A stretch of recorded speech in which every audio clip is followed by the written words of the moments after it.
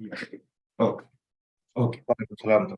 Okay. So, Assalamu alaikum and good morning again. أعوذ بالله من الشيطان الرجيم بسم الله الرحمن الرحيم رب اشرح لي صدري ويسر لي أمري واحلل عقدة من لساني يفقهوا قولي. Very warm welcome to all of you. We can see around 111 participants here, and I could see some very senior people here.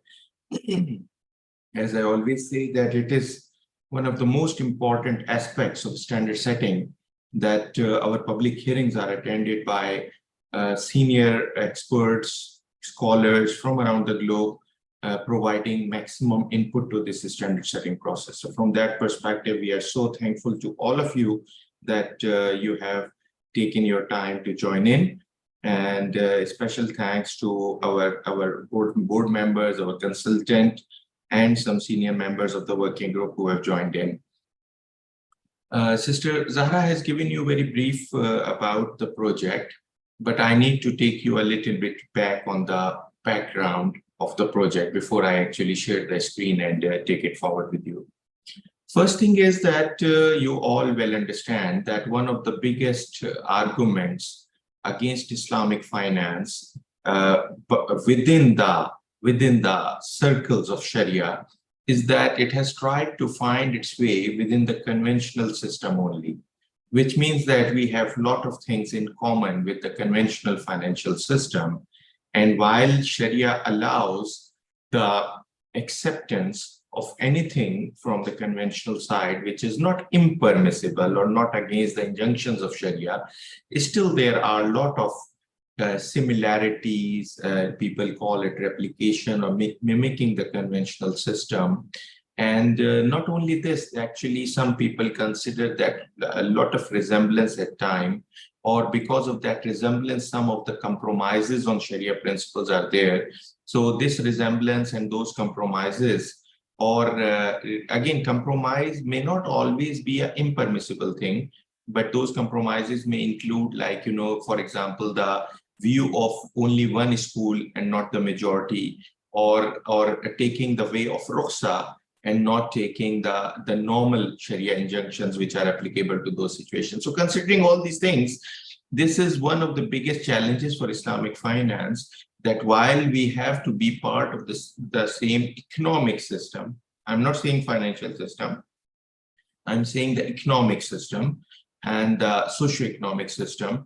And additionally, we have to be ensuring that no Sharia compliance element is compromised. And not only this, some people say that when you are honest, it shouldn't be only that you look that you are honest in yourself. Actually, you should have demonstration of honesty in every aspect.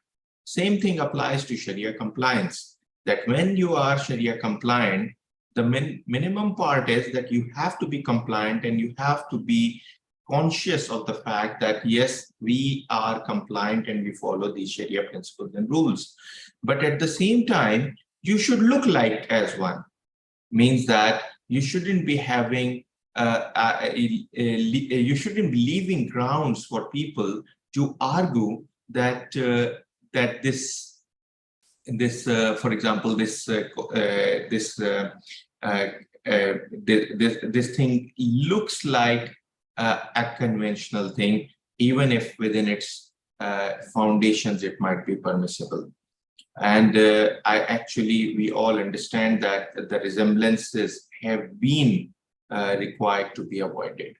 From that perspective, I don't want to go in that much detail about this issue of overall working within the conventional system and overall resemblance and mimicking related challenges that are faced, and additionally, which are at times having a hurdle or a resistance with regard to the further growth of Islamic finance. I would take you next to the discussion for today, that one of the most important challenges for working in conventional system is about using of the benchmark rates. Most of you might have heard always, or might have thought yourself as well, that, oh, we are saying we are Sharia compliant, but what we are charging is equivalent to the conventional rate. I do not want to discuss the challenge which is with regard to the application of conventional rate into Islamic finance in Sharia compliant manner, as some part of it will be discussed in this standard.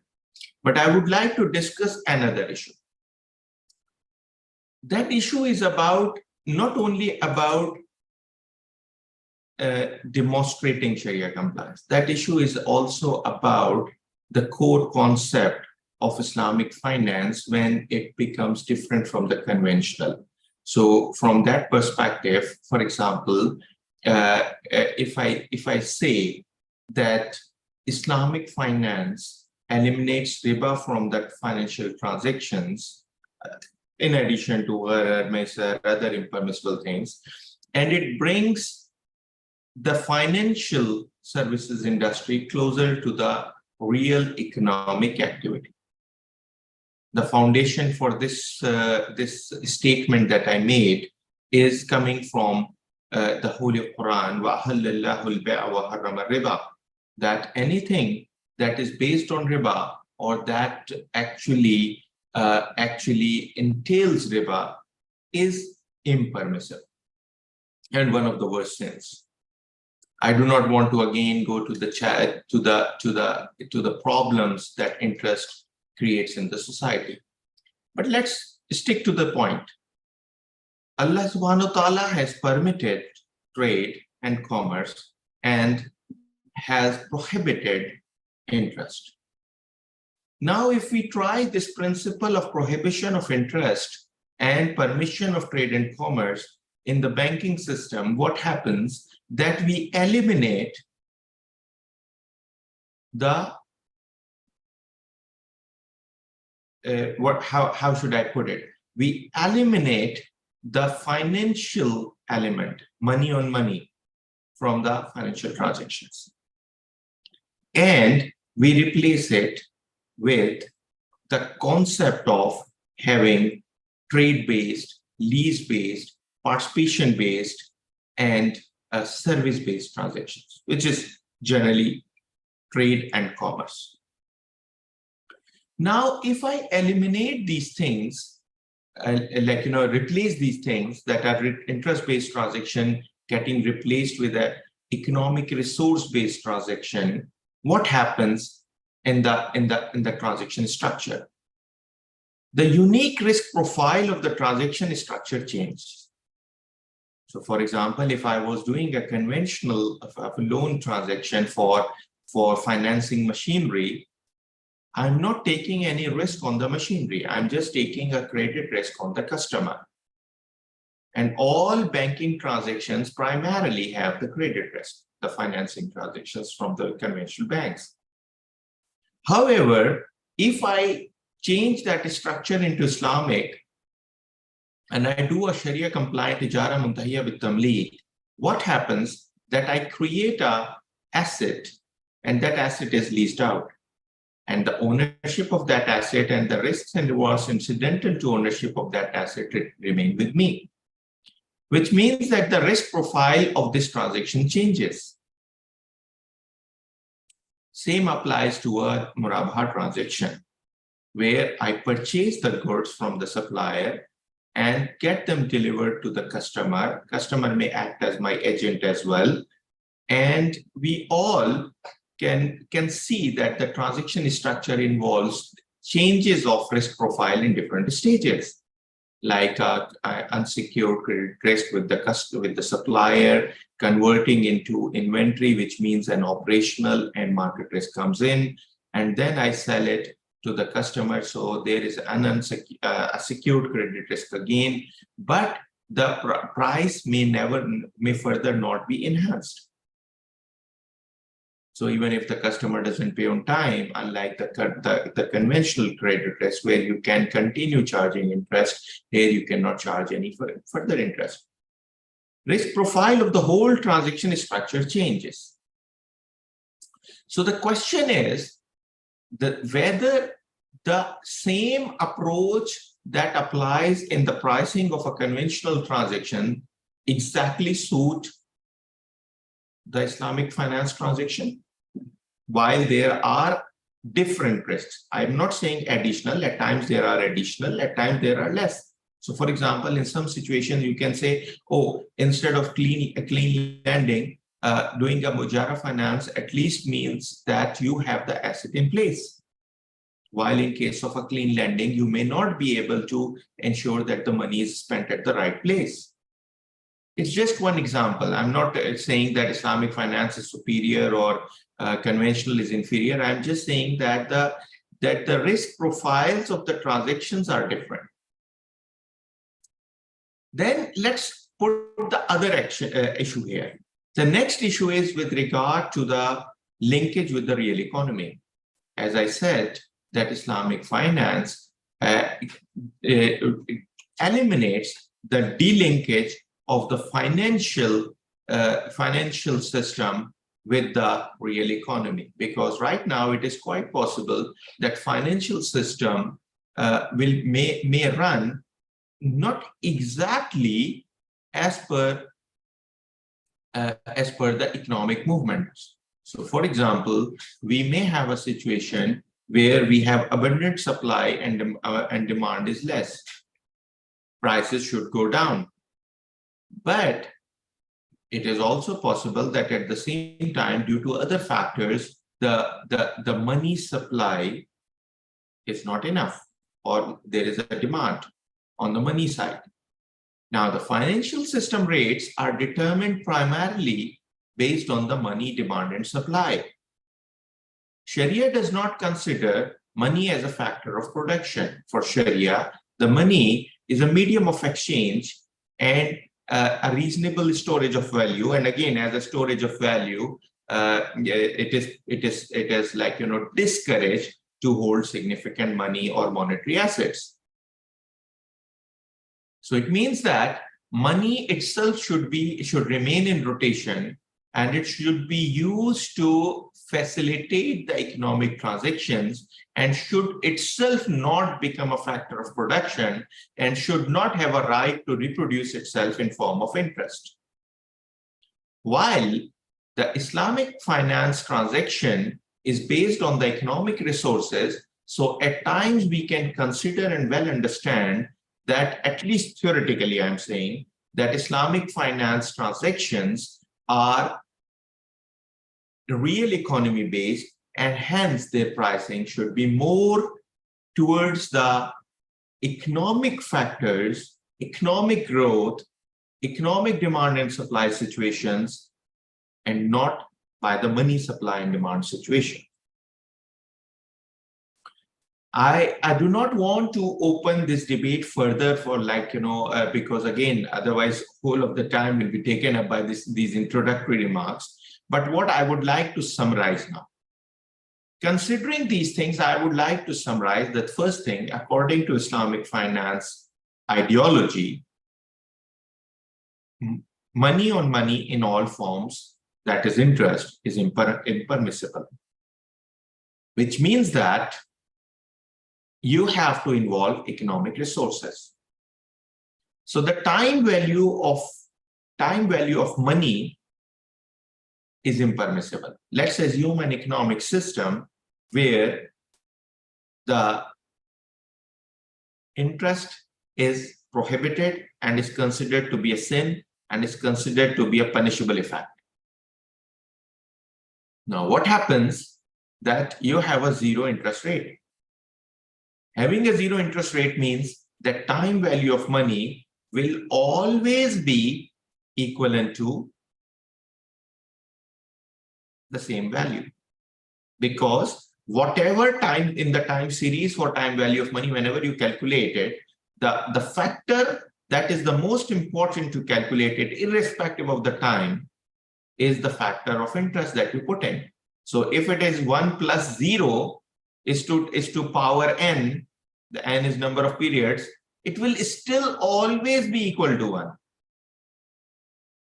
So ideally and ideologically, an Islamic finance system, time value of money is never there. But yes, وَأَحَلَّ اللَّهُ الْبَيْعَ وَحَرَّمَ الرِّبَا وَيَقُولُونَ إِنَّمَا الْبَيْعُ مِثْلُ الرِّبَا. And they say that this trade is also similar to interest. And probably Mufassirin has written that it is about the credit sale, particularly they refer to the credit sale. That credit sale has so much similarity with interest. Still, Allah subhanahu wa ta'ala had its own logic for the betterment of the society, that you cannot charge money on money, but you can have profits on trade transactions, which ensure economic activity. And as I said, trade and commerce, which means that all the economic resources may be priced. The economic resources that can be priced include the goods, the assets.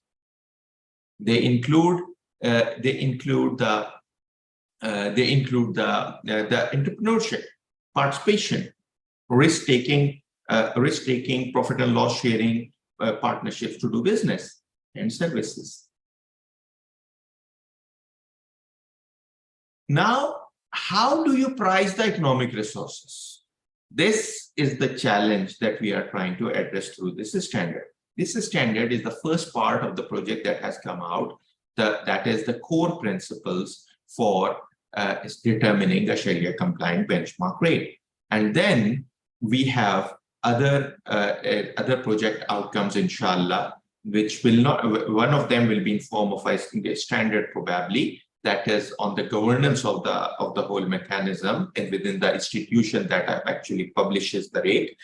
And additionally, we will be coming up with some possible models that suit the Islamic finance, and those models that are practical and suitable, inshallah, will be published. And probably AAOIFI will be working with the regulators. We are already in talks with some of the regulators, and those regulators who are represented here, we would like to invite all of them to be part of our initiative to do some practical work, because the standard that we are discussing is a theory, but the taste of the pudding is in its eating. So we need to work on to apply this recipe to the real life situation to come up with actually workable benchmark rates. So now I'll take your permission to share my screen, and just a second. Let me share my screen. Somebody has asked that whether recording will be shared. We put all our public hearings recordings on the AAOIFI YouTube channel. Even one public hearing was conducted earlier on this topic. That is also available, I believe, and this one, inshallah, will be uploaded as well.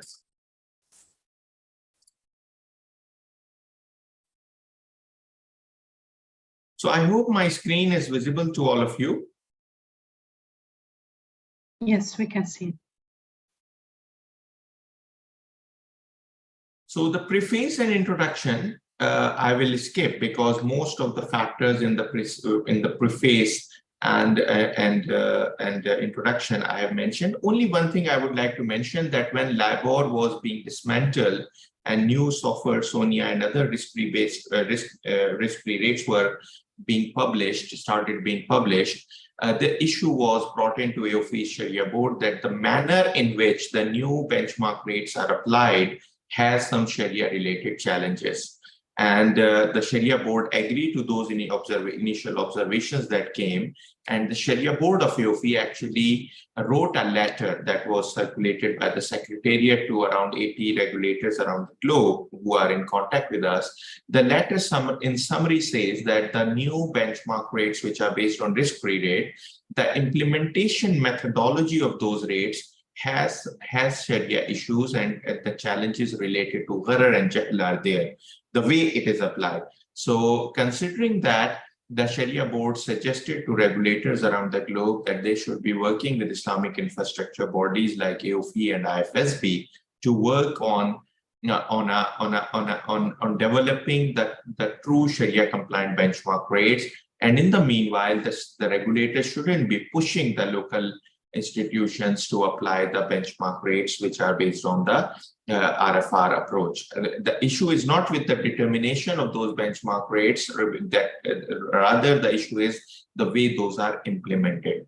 Now, based on the guidance of Shari'ah board, we are working on this one. We have involved other infrastructure bodies, including IFSB in this project as well. We have requested them to nominate people to provide guidance to us from their angle in our working groups. In addition, we have guidance from the Shari'ah board on an ongoing basis through a member in the working group, being an expert member from the Shari'ah board who is providing guidance to the project. From that perspective, it's a multifaceted project and involves the whole industry's input to take it forward. Particularly, we are now working with the regulators, as I mentioned, some of the regulators to work with us on actually implementing the standard.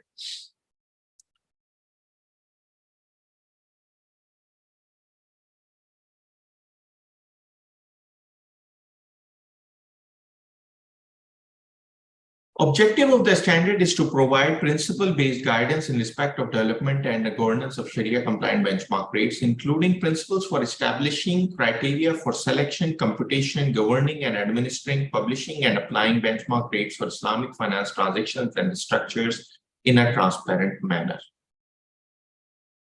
Scope. The standard shall apply to any benchmark rates proclaimed to be complying with Sharia principles and rules in line with its development and governance, including principles for establishing criteria for selection, computation, governing and administering, publishing and applying such benchmark rates to Islamic finance transactions and structures. I have not received any comments on the initial comments that I made. So I don't know whether we will be having any questions on them going forward, but I would like to request all of you to actively participate. Kindly put all your questions or observations in the Q&A tab, and we will be happy to allow speaking by opening up your mics and videos if the time permits. As it is a long and very complicated standard, I'm not sure whether we will be having time for that, but we'll try to address every question that is in the Q&A tab. So my request is that please feel free to speak up of your mind. If you have any observation, if you have a comment, if you have a question that we need to respond to you, please feel free and kindly make it an interactive session.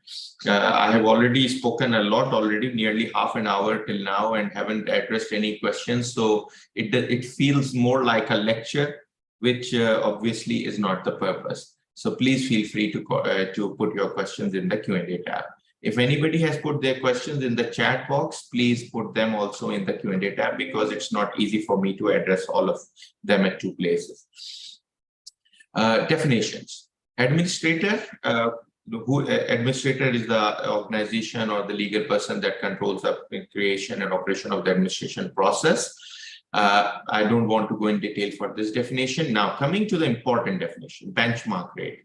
Benchmark rate is a rate of return normally denoted in percentage terms over a particular period, which can be used as anchor in pricing a financing transaction. Now, this benchmark rate is not necessarily a Sharia compliant benchmark rate. Sharia compliant benchmark rate in the specific context of this standard is a benchmark rate established in line with the requirements of this standard. Very simple definition that this is a benchmark rate and this is a Sharia compliant benchmark rates. I don't think there will be too many questions about it, but please feel free if you have any question. Now we are coming to part A of the standard. Now part A of the standard has direct Sharia implications. Means that AAOIFI already has, you might know that AAOIFI already has indices related standard, and it has the standard on calculation of profits. I'm talking about Sharia standards, and different AOFI standards like Ijara, Murabha, and others, they also talk about in what situation and to what extent a benchmark rate may be used. So AOFI has addressed in the Sharia standard this issue at length, where what we have written in this part A is like a summary of the rules that are there and we have addressed the manner of application. So preferred treatment. The first preferred treatment is the pricing for Islamic finance transactions and structures shall reflect true economic value of the transactions of exchange of economic resources.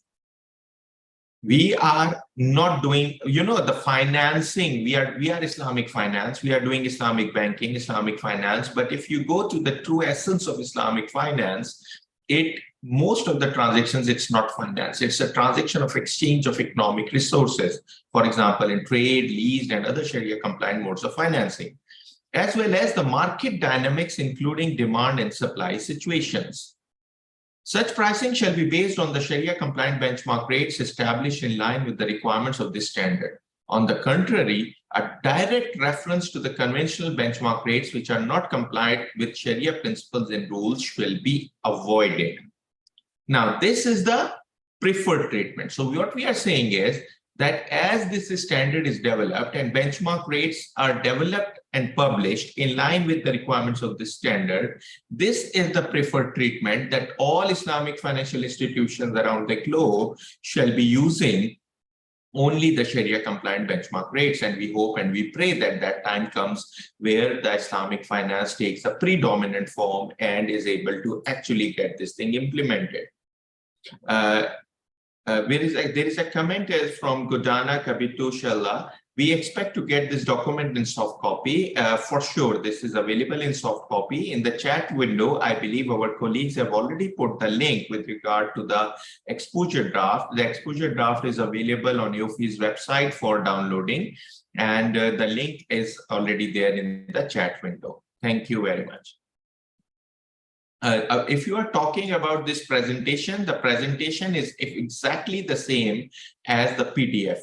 So we, as a matter of policy, we do not circulate this PowerPoint presentation to avoid confusions, and only the version that is in the PDF form, freely downloadable from AAOIFI's website, is the one that is used. We have two comments. Anissa Hasmawati, Assalam. Walaikum assalam. Would like to ask a couple of questions from the ED. One, does the benchmark rate also apply for Islamic money market rates? A good question. The condition, second, so the answer is that we have three levels of benchmark rates: microeconomic variable based benchmark rate, macroeconomic variable based benchmark rates, and financial market rate based rates. We believe that the financial market based rates are applicable on Islamic money market also, and even the rate application with regard to the macro level rate, if it considers the money supply and demand situation as well, that can also be applied. These are more details that inshallah we'll be discussing going forward. The last issue that I mentioned about is that if the macroeconomic variable based rate also takes into consideration the money demand and supply, that is one of the possible models that we are evaluating. So in that situation, that will directly address the money market rate as well. Otherwise, the standard has the level 3 option, that is the financial market based benchmark rate. So that will still be applicable. So the quick answer is yes, we may have one rate or more than one rates, and at least one of them or both of them will be suitable for Islamic money market rates as well. So inshallah, further details about your question will be coming. Thank you very much for an excellent question. The second question that you have raised is the conditions of systemic importance to develop benchmark rate are to be met if any or all conditions met. Okay, if you allow me kindly to answer this question when we reach that situation, that place, because it might be a bit early I'm very much thankful to you. I can see that you read the standard before joining the meeting and have raised very pertinent questions, but it might be a bit early for other colleagues attending the event today if I try to answer this one right now. The third one is, what is the basis of condition requirement for systemic importance? 15% total banking assets, the 10% sukuk financing as well. So again, I'll answer that. So the second two questions are related to systemic importance, and I'll come to that shortly, inshallah. So as soon as we do the part A, in the beginning of part B, I believe we come to that point. So just allow me a couple of minutes. Second part is treatment allowed as a consequence of necessity, which is the situation today, that we are living in a world where Islamic economic system is not predominant anywhere, and the conventional system is and not only the financial system, but the conventional economic system is predominant, which means that Islamic finance has to carve out its own way within the conventional system by finding the minimum Sharia compliance requirements. So the treatment as per this paragraph 5, which is allowed as a consequence of necessity, is what is being applied today. But what is being applied today, for example, if it is about LIBOR or it is about a forward-looking benchmark rate, the method of application might be compliant. But for some of the situations where we have a backward-looking rate, and which is a which has future adjustments in the pricing, some of the elements related to Sharia compliance are questionable. So in cases where the preferable treatment of benchmark rate selection in line with the requirements of paragraph 4 cannot be maintained due to reasons including inter alia, the counterparty refusal, laws or regulations of the respective jurisdiction, data unavailability over shorter horizons, etc., conventional benchmark rates may be applied to Islamic finance transactions and structures in line with and to the extent of permissibility and the manner of application as defined in relevant AAOIFI Sharia standard. So I do not want to repeat further on this part. The nutshell is the world in which we are living today. We have some necessities. One of the necessities to apply conventional benchmark rates, but this is not the permanent solution. The permanent solution is in paragraph 4, which is the need for developing whole of this standard. Part B, development of a Sharia compliant benchmark rate for Islamic finance transactions and structures. Now we come to the main development part of this standard. I can see some questions coming into Q&A tab.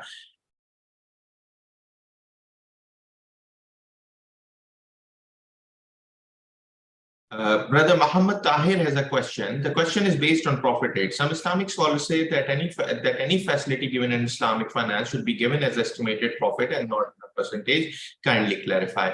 Brother Tahir, your comment is partially correct, partially incorrect, means partially incomplete, I would say. So the point is that it depends on the type of the transaction. So there are some types of transactions where a fixed rate can apply. So for example, rather having a variable rate there becomes impermissible. So for example, if I have a murabaha transaction, according to Sharia, I need to inform you about the cost and the profit, and I cannot change the profit afterwards. So it means that a profit is a must in a murabaha transaction. That is one. But if I do a profit and loss sharing account with you, so when you invest in a URIA account, unrestricted investment account with an Islamic bank, if the Islamic bank gives you a fixed profit, that is impermissible, because that is a profit and loss sharing based model, and which you can give an expected profit rate, or you can tell that last month's exact rate of the distributed profit was this much, but you cannot say that this is your you cannot say that this amount is a fixed profit from your part. So these are only two examples. So the answer to your question lies in the type of the transaction. So some types of transaction, yes, giving a fixed rate is impermissible, and other types of transaction, yes, giving a fixed rate is permissible or at times mandatory. Thank you very much. Brother Mustafa Abu Bakr has a question. I'll submit an input earlier, but did not receive any acknowledgement. From Brother Mustafa Abu Bakr from Nigeria. Welcome, brother. Thank you very much for joining in. Brother Mustafa, if you have submitted comments on this standard, what happens that we do not reply individually to the comment providers. To be honest, at AAOIFI we are working with very limited sources. So what happens that we compile all the comments which are received in writing and received during the public hearing like this, and we take all those comments according to the respective paragraphs, etc., to the working group. The working group reviews each and every single comment that is received, and they provide a response to each of the comment for the internal discussion purposes. Now, your comment may have a valid argument. So at times the working group makes a recommendation to the board that you need to change it according to the comment received. At times it needs a clarification. So the clarification is added if the working group agrees. If at times the working group and the board have a different view from you. If your comment is very strong, but still the view of the working group is different, so the working group not only rejects, but also provides the reasons why this comment is rejected, because obviously there can be differences of opinion and there can be different approaches.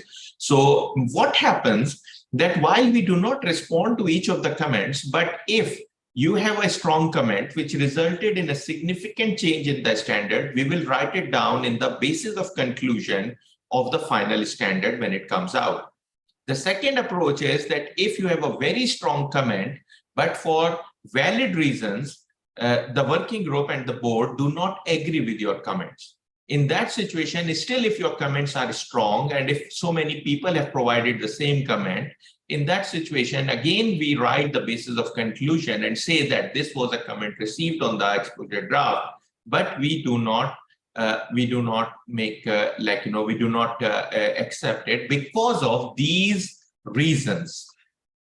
So this is our approach, brother. To be honest, we pray and we request you to pray and support AAOIFI in a way that AAOIFI has more resources. In future, it is our plan that all the public hearing comments, significant public hearing comments, will be published along with the responses. That is something that we are not doing right now, but subject to resource availability. That is our plan in the future, inshallah. And we hope and we pray that we are able to have additional resources, human resources and financial resources at disposal of AAOIFI so that we can try to do that thing. But again, one thing I can assure you, Brother Mustafa, that every comment that you make is not ignored. The comment is taken to the working group, and if it is valid, inshallah, you will see the changes that are there. Otherwise, if you have a strong comment, other people have also followed your comment, they have also given the same comment, then and still working group and board don't agree, then in that situation, you can find the basis of conclusion.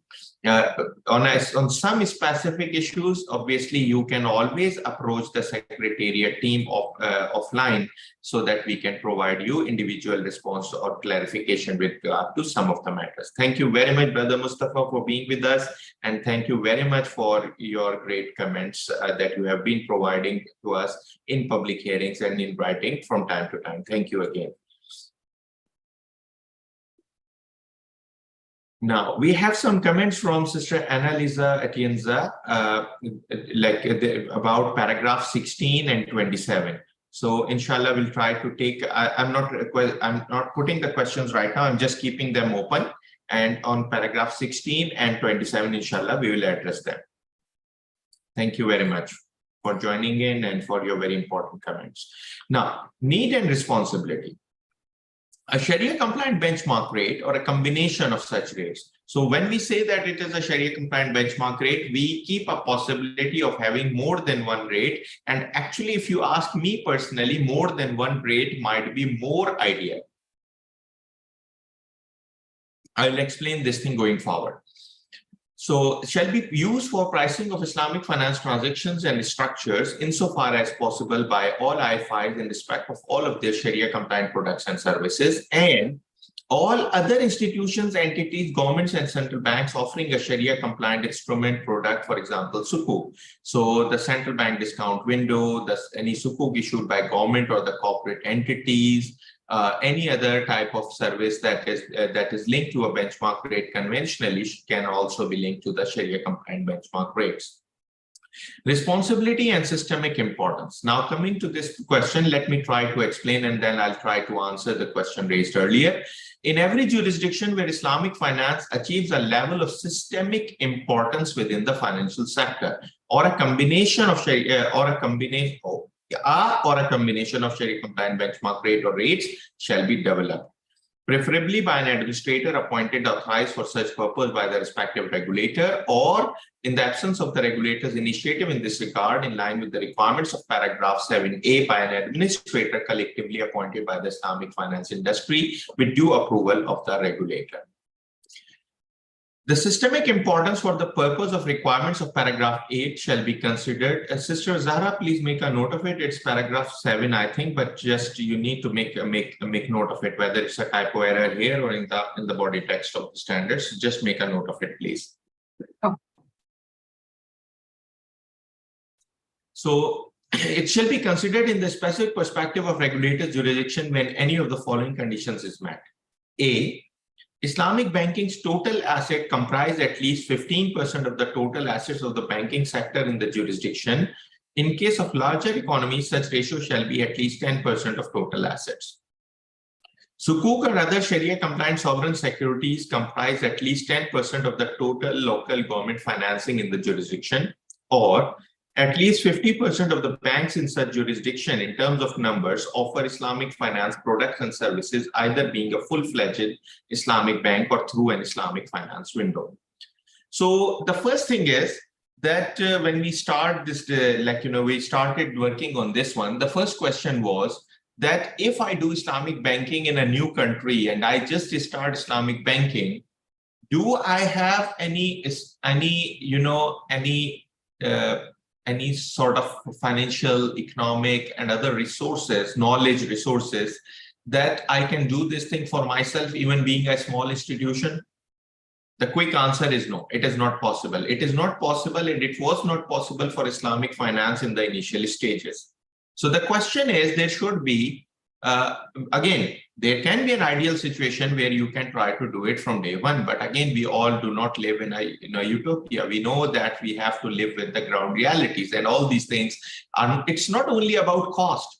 It's also about the ability and capability. And that's why I mentioned about the knowledge resources in particular. Our sister Anissa has also raised this question about the condition are to be met if any or all conditions met. So the answer for the first part of her question is, it is coming as a condition of or. So it is with or condition, which means that any of the following condition, and actually we have written when any of the following conditions. So if any of the one is done, so it will be done. Now, coming to the second part, what is the basis of conditions required for systemic importance? Actually, the IMF's financial stability assessments, they actually also consider 15% as systemically important. So the countries having at least 15% Islamic finance market are also subject to financial stability assessment with regard to the Islamic finance, for which core principles of IFSB are considered. So considering this thing, we considered that 15% provides a reasonable basis that the Islamic finance has reached a reasonable level. But we did not put it as only condition. Like, for example, if we talk about Turkey or Indonesia, they are part of G20. And Indonesia is now reaching 10%, Turkey 8%, and we expect it will reach 10% shortly. But 15% for both of these countries will take some time. But if I compare nearly 10% of Islamic finance of Indonesia, which was stuck at 5% for many years, now it is coming close to 10%. But for a long time, it was stuck at 5%. So now the question is that even that 10% of Indonesia might be much bigger than in terms of total size in monetary terms, much bigger than certain countries who have even 20, 25, 30, 35% of Islamic finance because of the size of the economy itself. So the idea is that the larger economies who are part of G20 or D8 countries include Pakistan, Nigeria, Bangladesh. Some of them are already crossed 15% limit, like Pakistan and Bangladesh are already. Bangladesh is nearly 30%. Pakistan is 23, 24%. Maybe, like, because of that conversion, that may go faster. And Iran is already nearly 100%. Malaysia is more than that. Egypt is at a very low level. So effectively, the issue will be for Nigeria and Egypt, we believe, because others are already have already crossed that. So considering this thing, we have put in that these countries, even if they have 10%, that size is big enough in the view of the board that they should be going for it. And then about the 50% of the banks having Islamic window, which means that Islamic finance is in demand and is growing. So if at least 50% of the banks at least have are full-fledged Islamic banks or have at least Islamic finance window, then it should grow for it. Similarly, if the government has at least 10% of the borrowings through Sukuk and other Sharia compliant means, it means that the government should have the resources to work on this one, so government should support the initiative. So this is the approach. We would be willing to take more concrete. I'm trying to justify the reason or rationalize the percentages, etc., approaches that are taken by the board here. But we are open to get any specific, suggestions to improve these conditions. I think, Sister Anissa, I think I have answered your question.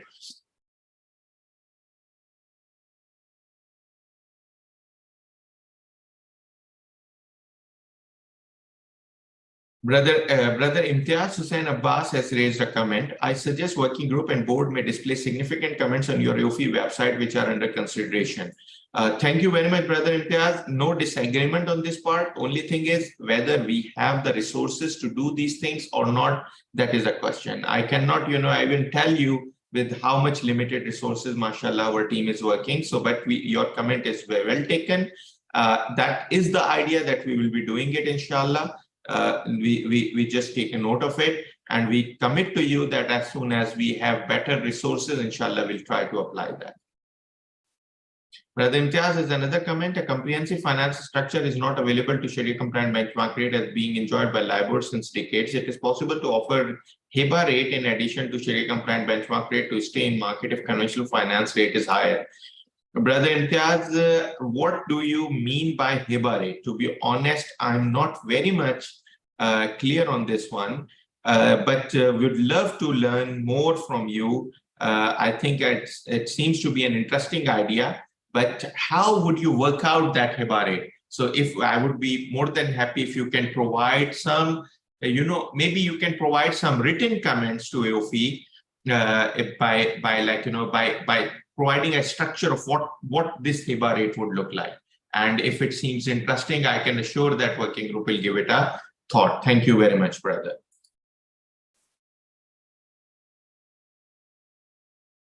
Yeah, that is correct. HIBA is gift. So, but the point is how you determine this thing, because it's not HIBA is not exchange transaction. We are talking about the exchange transaction. So the question is how you determine that HIBA rate and how you apply that HIBA rate. That is the question.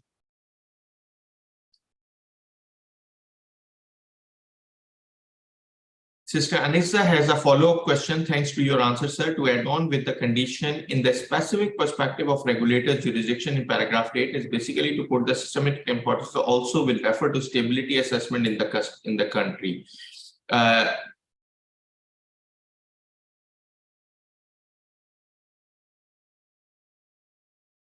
Okay. Now we are not referring to it. What I mentioned is only that the stability assessment criteria also is also 15%.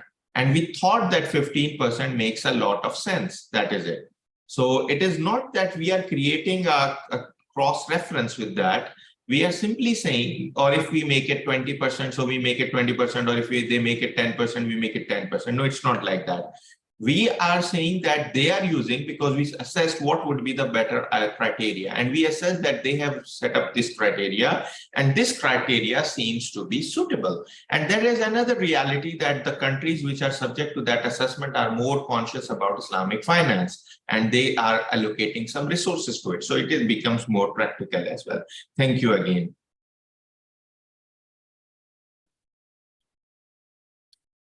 Okay, so I have still some open questions on paragraph 16 and 27 that I will come and address as soon as we reach there, inshallah. This standard is, so much, this topic is so much interesting that we have spent 1 hour. I think we started 5 minutes late, and we have only I think we have only 1 hour left, and we are just at paragraph 8. So I think we need to be a bit quicker now. Now, minimum characteristics of a Sharia compliant benchmark rate. Now, what we are saying that a Sharia compliant benchmark rate has to apply 2 types of characteristics. One is Sharia compliance criteria, and that second is suitability criteria. So it is quite possible that I say, oh, for me, this rate is excellent and this must apply. But then if that rate is not suitable and not practical, then there is no point in doing that, and it will make us a systemic failure.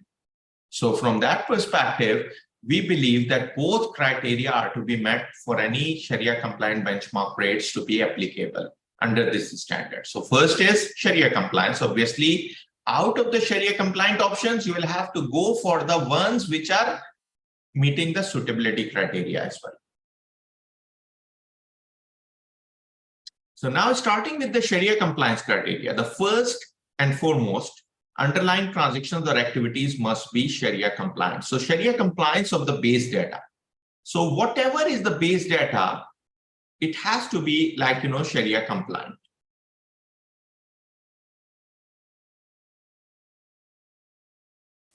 Now, base data can be coming from the economic variables mainly, but at times from the financial market variables also. So let's go with this. If the underlying transaction shall be Sharia compliant with the Sharia principles and rules, and hence free from riba, maisar, or excessive gharar and other Sharia prohibitions. So you cannot develop a Sharia compliant benchmark based on conventional or mixed money market. So there is a country which has a mixed money market, which means Islamic and conventional both are operating in the same money market in the same style. And we know that there are complications and issues with the Sharia compliance, and we know that it happens that there are some Sharia compliant transactions which are not preferred but are applied to execute transactions between Islamic and conventional. So from that perspective, the idea is that it has to happen based on transactions which are Sharia compliant only. If the underlying transactions are derived from Islamic financial market, so the point is, for this purpose, Islamic finance market has to be separate.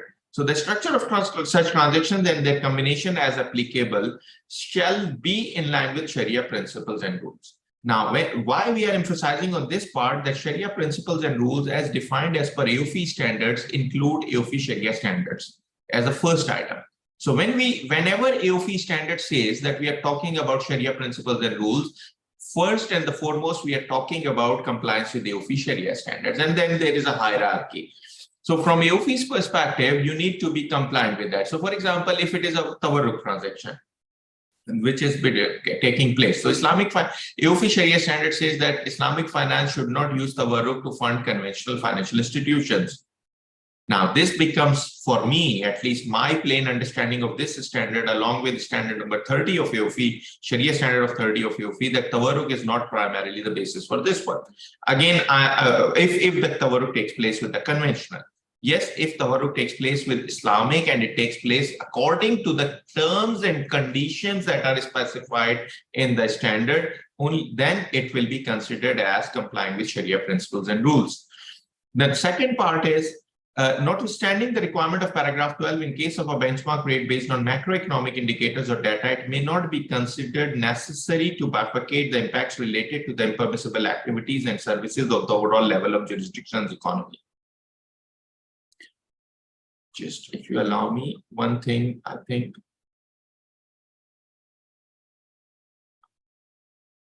I just want to check if I missed something important there. Okay.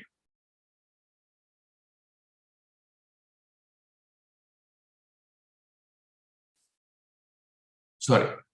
So, second part, the second condition is time value of economic resources versus time value of money. I have touched upon this issue and we have put some basis of conclusion with regard to this issue in the standard as well.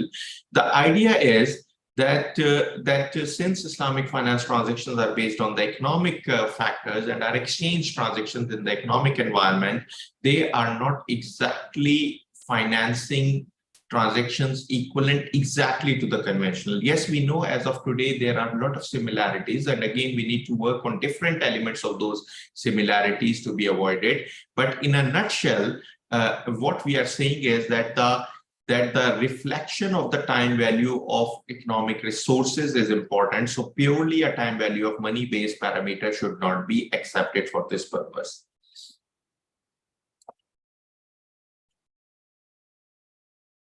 Now, this is important to understand.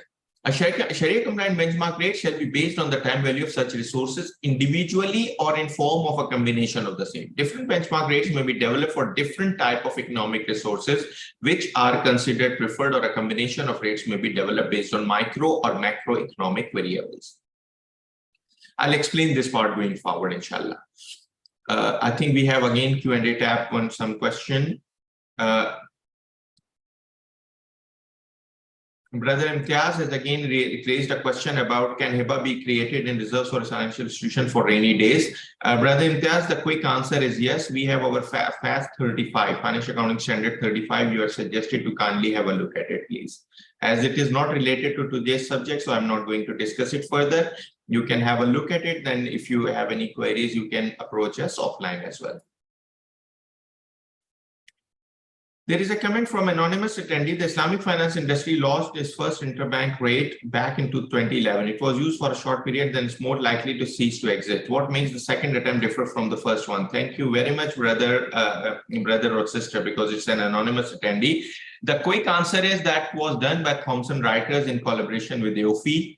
And we are, the best way of learning is having failures.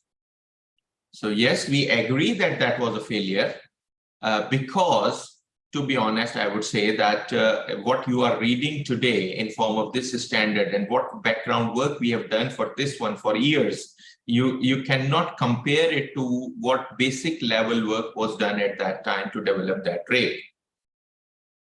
So what we are doing, if that rate was developed under guidance of AAOIFI by Thomson Reuters, I can tell you that Thomson Reuters, which is now Refinitiv and part of LSEG Group, London Stock Exchange Group, they are also part of the working group. We have discussed what has caused the failures and what were the shortcomings and limitations of that one, and we have tried to learn from those failures.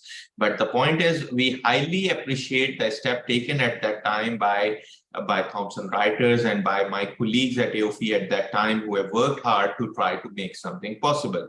Now, we know that whatever we are doing now, you can say, oh, after 10 years or 15 years, you can say, oh, there was a standard and there were some models developed by AAOIFI that also failed.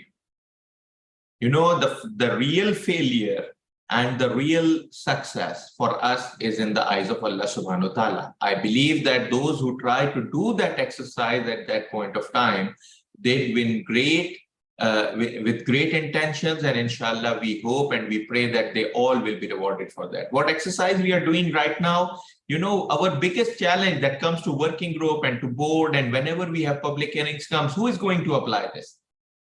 You are doing a futile exercise. You are wasting too many resources, too much time on this one. But every time I say, La yukallifullahu nafsan illa wusaha, we are responsible to do as per our our limits limits are exerted. So we are trying to do our part, and going forward it will not be in our part. Lasta alayhim bimusaytir. We are not like enforcers. We cannot be enforcers. We are standard setters. We are trying to do what is the need of the industry, what is the need of a real Islamic economic system. We are trying to do that with all sincerity, with all the weaknesses and shortcomings and the gaps that we have. Still we are trying to do it with all success, and but we believe that there is a need for this thing today or tomorrow or day after tomorrow. There is a need, and even if this standard does not actually convert into anything practical, still this is an effort. Now this is our initial point, but I can tell you right now we are in talks with Afghanistan Central Bank, we are in talks with Pakistan Central Bank, and we have seen interest from some other central banks and regulators from around the globe. And we know that if we come up with something serious, I can assure you and I can tell you that inshallah it will see the day of light, inshallah. Because right now, for example, Afghanistan has made a clear policy that they will be not having any conventional interest-based institutions. Pakistan Federal Shari'ah Court has made a judgment. So Pakistan Central Bank and the government seem to be like, at least even if a full conversion is not possible, they will give it a try to make a maximum conversion as soon as possible, as per the statements of the government and the central bank and the Securities Commission. Similarly, we have Libya, where no interest-bearing transactions are there, and we are planning to approach them more on this subject, and we are planning to hold a conference with the Central Bank of Libya next year, inshallah. Similarly, we are in contact with Somaliland. Somaliland is an independent region, not a full country, but the Central Bank of Somaliland again is clear that they are not allowing any interest-bearing transactions.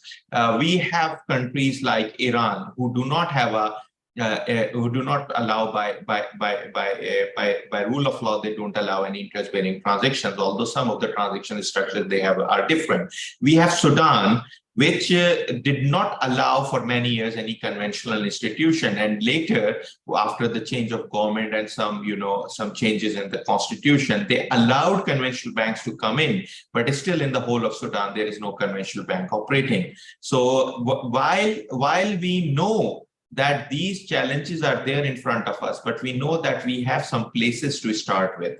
So again, I do not want to take too much question on this part.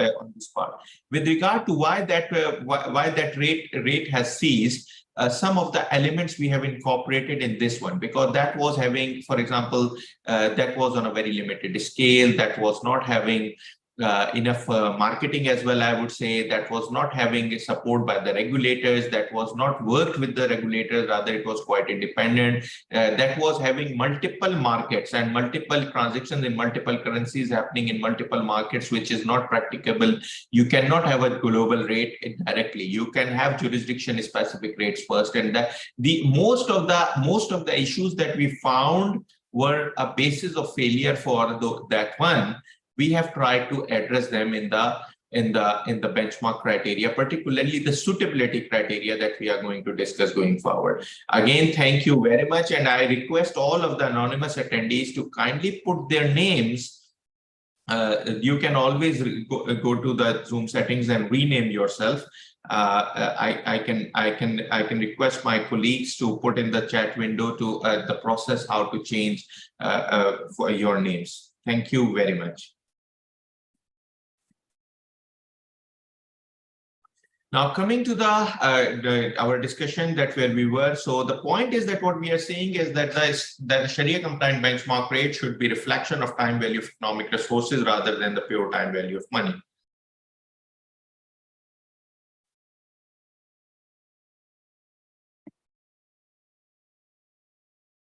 Now, coming to what are the types of Sharia compliant benchmark rates?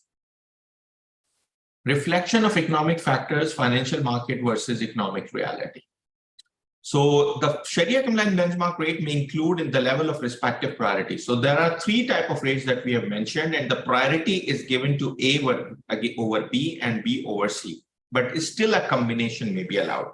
So the option A is Microeconomic indicators based rates, specific benchmark rates based on microeconomic indicators and observable market data to be applied in respect of specific types of Islamic finance transactions and structures. So for example, for the housing finance, there are two factors, the rental rate and the capital gain rate.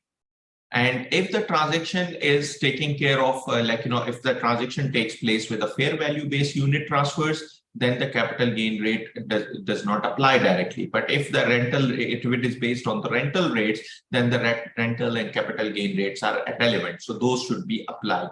This is only one example. Then it comes to the car finance. Then it comes to a different type of commodity finance, particularly for salam, etc. So considering these things, the specific benchmark rates which are to be applied on a specific type of transaction is the most ideal situation and closest to the concepts of Sharia. So it is given the first priority. But yes, we know that the practicality elements in these might be difficult, except for some of the markets have very good housing market data. So like, for example, United States has very good data on that, although, and we know that one of the Islamic banks in the US actually keeps an eye on that, and some of their transactions have the elements of those rental rates and capital gain rates, etc. as well.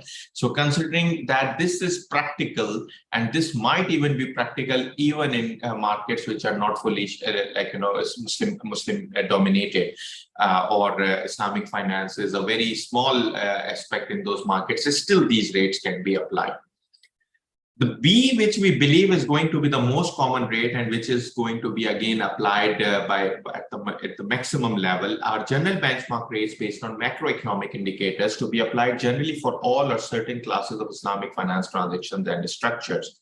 And these are the rates which are based on the macroeconomic indicators like GDP, inflation, GDP growth rate, and other elements. I will discuss those details going forward. Then the general benchmark rates based on Islamic financial market data to be applied either for Islamic financial market transactions. This is the answer to, and again, we don't call it Islamic money market, we call it Islamic financial market. So it is based on for the Islamic financial market transactions in addition to A or B, and in some situations in the absence of the same for all Sharia compliant Islamic finance transactions structures. We have some situation we know that this will be the main. I just forgot that there was a question on paragraph 16, so let me quickly take that comment on paragraph 16 here. There is an editorial comment on this. Underlying, but we can add the word underlying and traded used in commerce business after time value of economic resources. I have no way to distinguish between the concept of time value of money as discussed in conventional finance. So the comment is, Sharia compliant benchmark rates need to avoid reference to time value of money as long as the rate is determined from underlying real economic transactions or activities. It shall be reflection of the time value of underlying economic resources traded rather than the pure time value of money. I think it's a good suggestion. So your suggestion is that we should be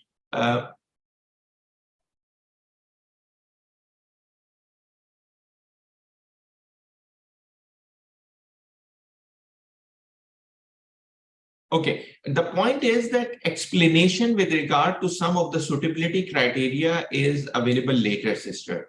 So while we take your comment, it's a good comment.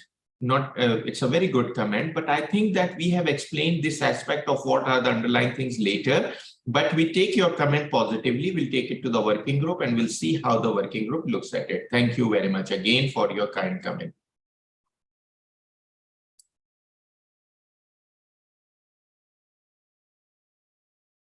So this is noted, and inshallah we'll consider to what extent it can be added. I can see two hands are raised, and Brother Abdullah Abdi, Ms. Muhammad Shahidur Rahman, and Mehdi Hassan. My only worry is the time.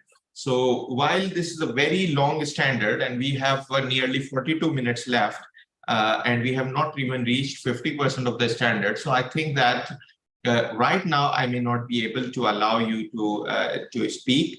What we would suggest right now is that we kindly provide your comments kindly provide your comments, like, in the Q&A tab, and inshallah, or later in the writing, and inshallah we'll try to address. If the time permits, I'll allow you towards the end, inshallah. Sister Anissa Hasmawati again has a question: with the guidance, will equipped with any calculation formula for the development of yes? The answer is yes, that we will have illustration and guidance attached to that, and we are planning, and we may come up with actually software-based engines to work on that if the regulators are willing to work with us based on our initial understandings. So hopefully we will be coming with some genuinely practical solutions, inshallah. And I can tell you that we have some of the market players who are willing to work with us on development of those benchmark rates as well. So hopefully this will be there, inshallah. We are quite hopeful about that.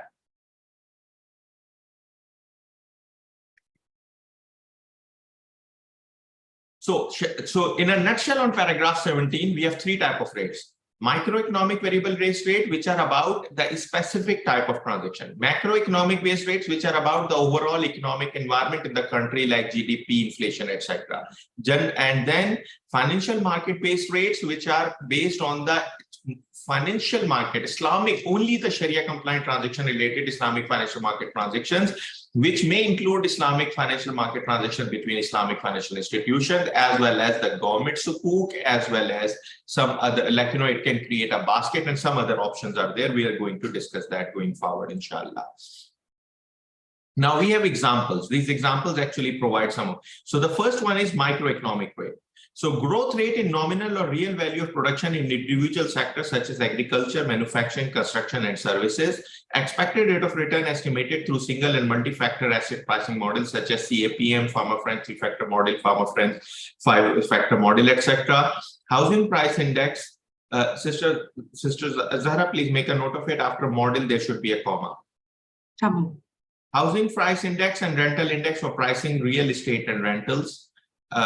Using asset allocation methods of depreciation such as unit of production method to amortize principal, and using price return for the profit part with profit derived from real economic activity. Weighted average accounting rates of return of corporations such as return on assets, return on equity, return on capital employed, etc. And combining accounting and financial market information to drive returns, such as by using Tobin's Q and its variations calculated at firm, industry, or sector level. So these are some of the examples as to how the micro level indicators can be calculated. Then we come to the macro level calculated. Growth rate in nominal or real aggregate value of production such as GDP or GNP. Growth rate in aggregate price index such as consumer price index, wholesale price index, etc. measured. Again, WPI, after WPI, there should be a comma system. Measured with overall basket or without food and energy for inflation, and price return on index representing overall market portfolios of stocks, commodities, and sukuk. This is also the whole economic variable. So you will have the market portfolios of stocks, that is the companies performing in different sectors, the returns on commodities and sukuk. That also provide you an acceptable approach. Examples of Islamic financial market indicators. Now, this is based on the financial market data. Okay, weighted average. Just a second. Weighted average return on Sharia compliant financial market, Islamic financial market transactions. Weighted average yield on investment grade sovereign sukuk or price return on sukuk indices.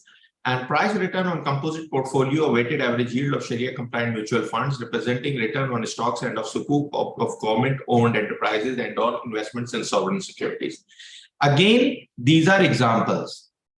It means that the main condition of Sharia compliance and the other condition of having, like, data acquired through the actual transactions coming from the different sectors are the main conditions. These are the examples as to how a rate can be determined.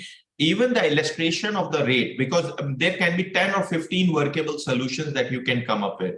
But maybe as AOIFI, we will be coming with only 2 or 3 solutions, and probably will be coming with 2 solutions only, and some guidance on some other solutions. So effectively, what we will be coming up will be only one of the more practical solutions remaining Sharia compliant, rather than rather than making it a standard, we will be coming up as guideline or as an illustrative example attached to that standard. And obviously, we'll be coming up with the working model, and we'll be working with regulators to make that actually practical.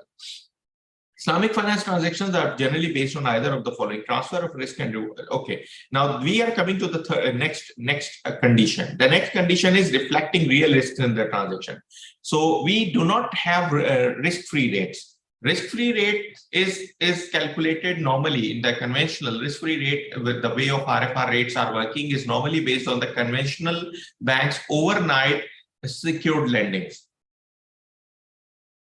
So if you have an overnight lending against on which you have already security available, and the counterparty is also an institution, a financial institution, then the risk level becomes nearly zero. So they become nearly zero. So from that perspective, we believe that Islamic finance generally does not have any risk-free rates, or any risk-free rate is not possible in Islamic finance. Rather, it has to reflect that nature of the real risk reflected in the nature of the transaction. Again, I will not be going in all the details. I'll just try to explain now all the conditions on the Sharia side as well as on the suitability side without going into all those details. One aspect is important here, that at times certain Islamic finance transaction structure reduce such risk to a significantly low level by applying Sharia compliant mitigation mechanism. So if there is a Sharia compliant repo transaction on a short term, very short term, and which is based on, like, again, we have securities with good enough margin, that it becomes a virtually risk-free, although it is not exactly risk-free, because there is a dual risk. There is one risk on the securities, whether there can be a default of the securities, or operational risk on the assets underlying the securities in that time, and there can be a default by the counterparty in fulfilling the promise as part of Sharia compliant repo. But still considering that there can be solutions where you can reduce that to a very minimal level, but it cannot be zero.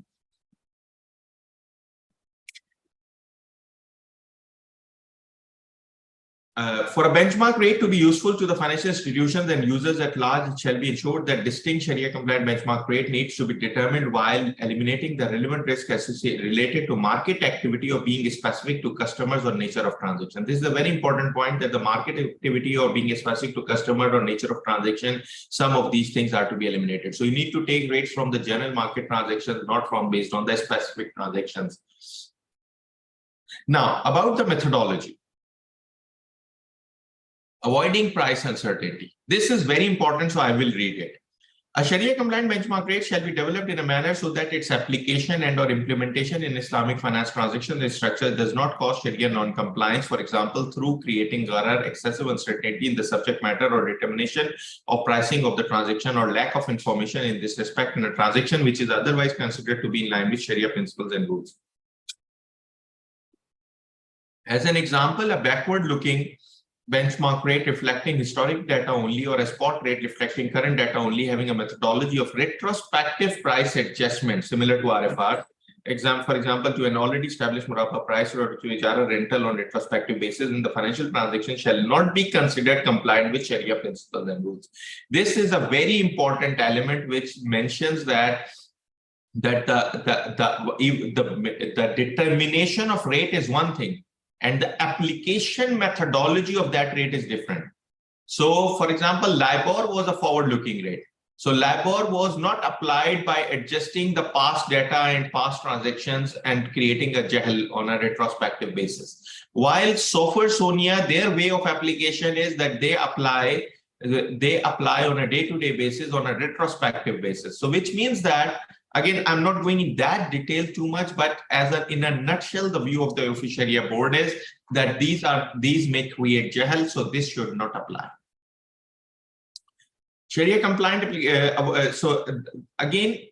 I'm not going in that detail again. It is a very important section. We'll be happy to take comments, but we are going to, this is just explaining what are the requirements of relevant AAOIFI Sharia standards with regard to the type of transactions and we are just explaining it here. So I'm not going to read it out completely.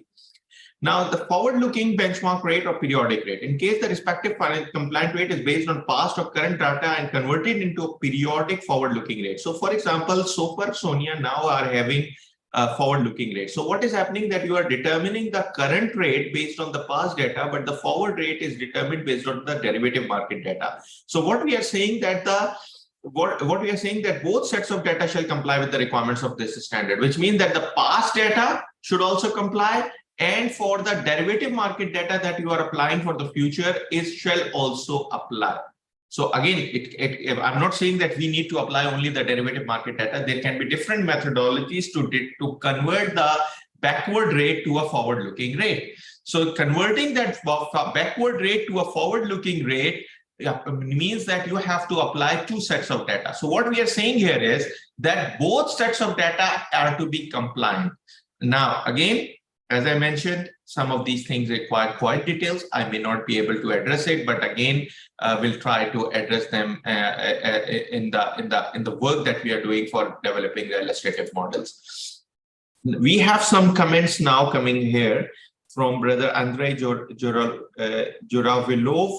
My apologies, because to be honest, if I do a mistake in pronouncing your name, my apologies for that. Every time we have people joining from across the globe and some names are not very familiar. So Brother Andre, how do you distinguish between pure time value of money and impure one? It's a good point. A very good point. It's a very good point. What we were saying in that paragraph was that primarily it has to be based on time value of money. One of the models that we are considering is availability of that is the availability of the the liquidity availability. Liquidity availability means that an element includes. So we do not want it to say pure and impure. Maybe pure is not the word that is rightly reflected there. So we very positively take your comment. What we wanted to say was that it should never be primarily based on that. But even if you take the liquidity condition, even if you take like another example, we are taking the basket rate of, we are taking a basket rate of sukuk.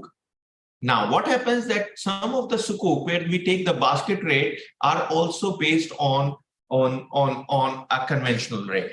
Now, we have a transition mechanism going forward. We'll come to that suitability part. But the point is that what we wanted to say is that it should not be primarily based on that. So from that perspective, I agree with you. The word pure might not be appropriate here. We need to find a better word to reflect the explanation that I'm providing to you. Thank you very much for your very important comment.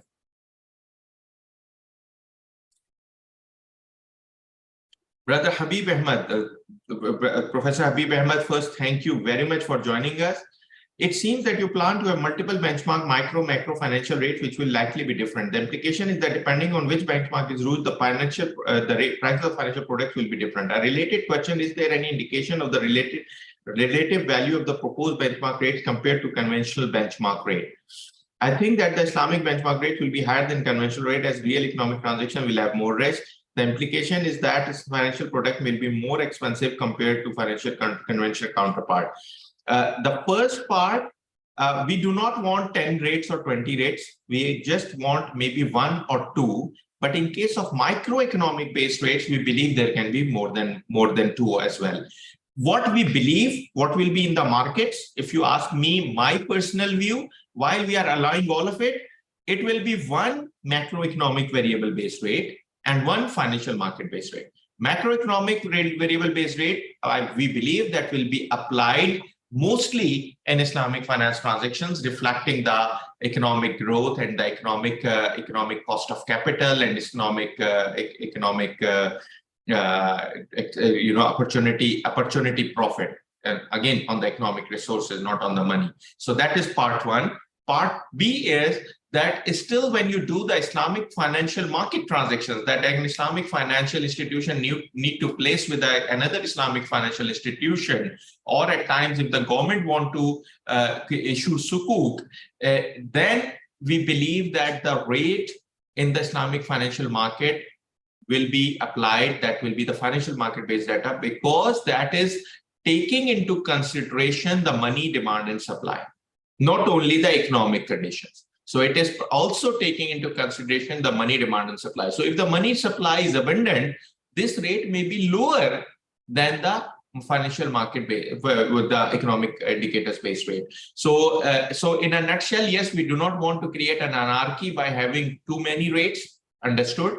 Number two, can one single rate work? In some of the situations, only the Islamic financial market-based rate will work, but it will have the same evils like a conventional benchmark rate with regard to the fact that it will not be based on the market and economic market indicators. Rather, it will be based on the money demand and supply. So again, it will go to the same banking principle that the financial markets will control the economic resources rather than other way around. So Dr. Habib Ahmed, sir, thank you very much for very important comment.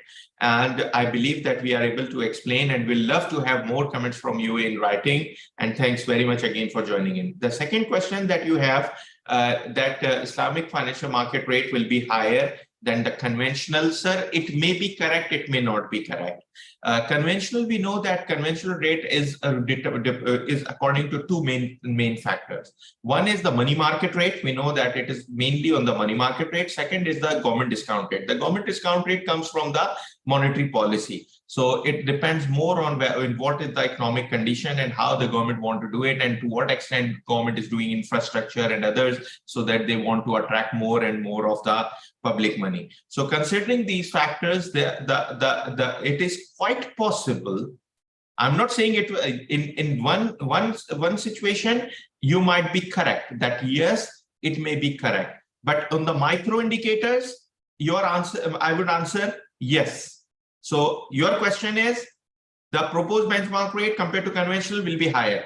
In case of micro, I believe yes, because micro will be taking into consideration those factors which are more specific, and I believe those will include the risk factors. So for example, the housing capital gain and housing rental also take into consideration, like in the rental, you will consider the vacancy.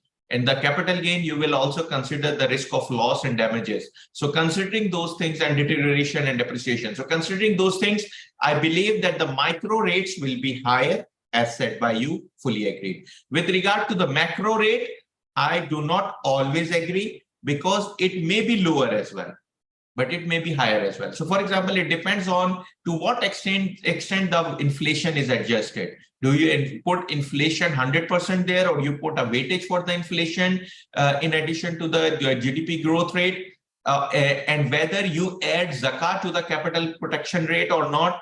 So there are some questions for that.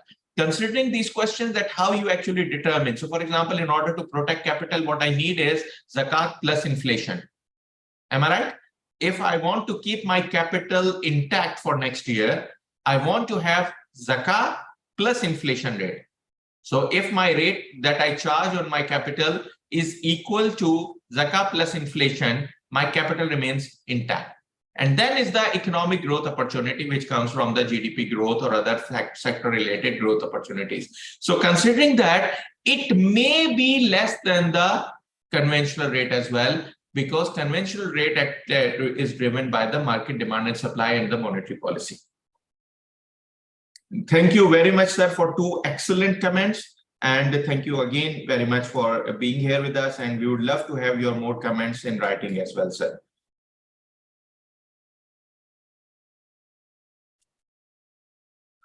Sheikh Faisal Manju has a question. Assalamu alaikum, Sheikh. Welcome and thank you very much for joining us. If Sonia will not be applied, how to resolve it? So the point is Sonia and so far.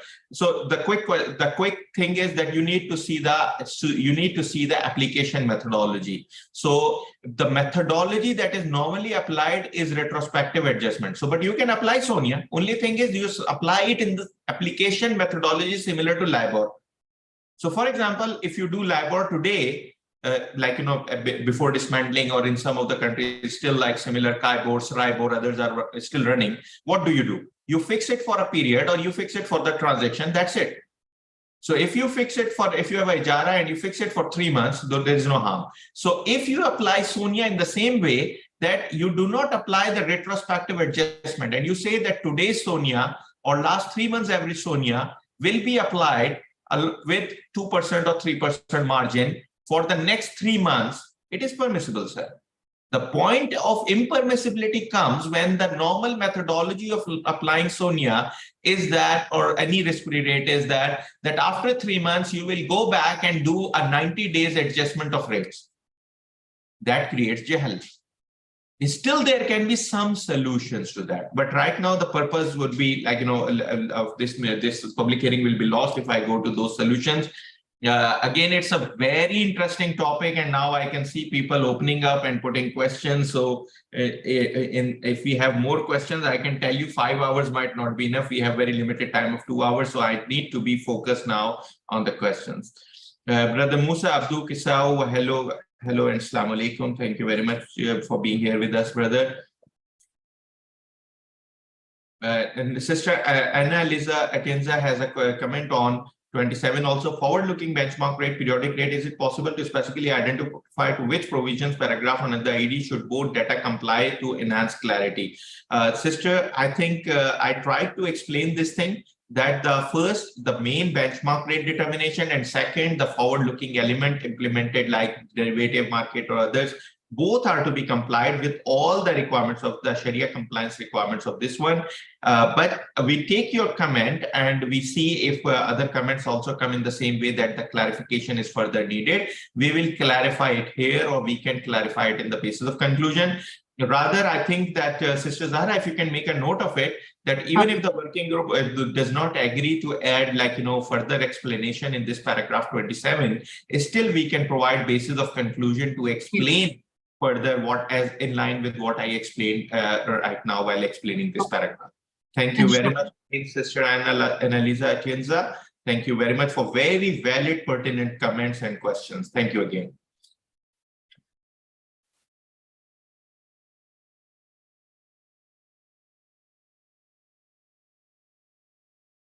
Brother Imtiaz Abbas Hussain has a comment that a Sharia compliant benchmark rate is based on economic value instead of time value of money. How Islamic economic value extracted from old conventional economic value?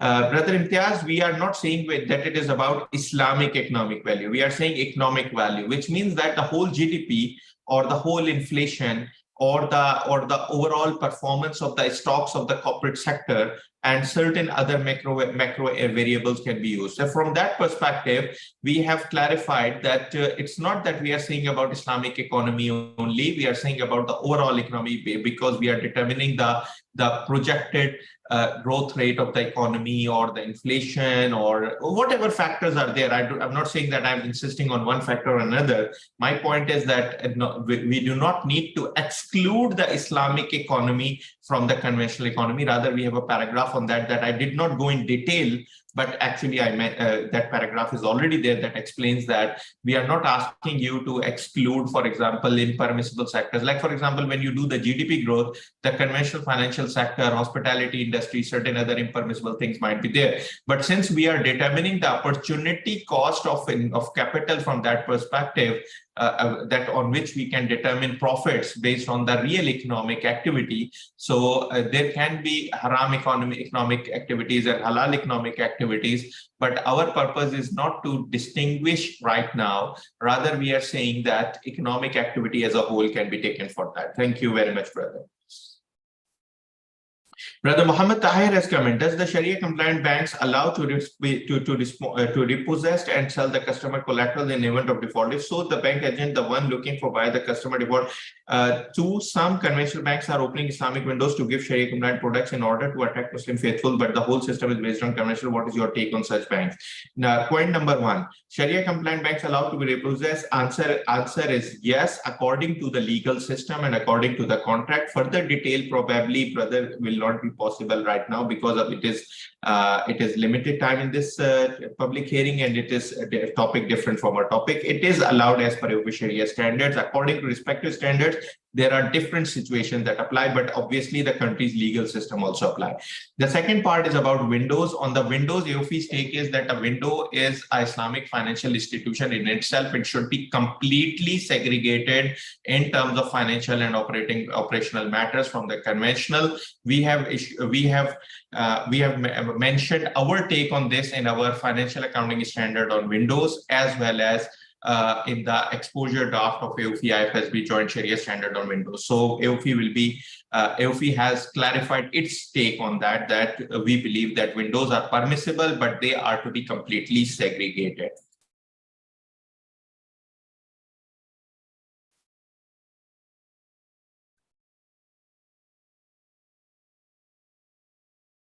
Brother Sayyid Imtiaz Abbas Hussain has another question. Does Sharia compliant benchmark rate calculation also consider Islamic economic values, which also cover social and environmental corporate responsibility? No, corporate responsibility is not considered, brother.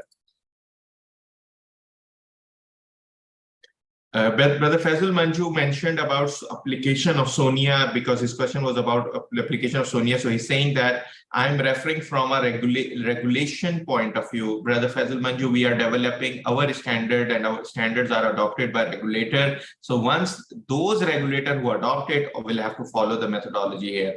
Those who do not follow our governance standard but still follow our Sharia standards will have to follow the methodology in the Sharia standard, which does not apply the retrospective adjustment. With regard to some of the possible solutions that we have, Brother Faisal Manju, thank you very much for raising this issue. We can have offline discussion on this point, sir.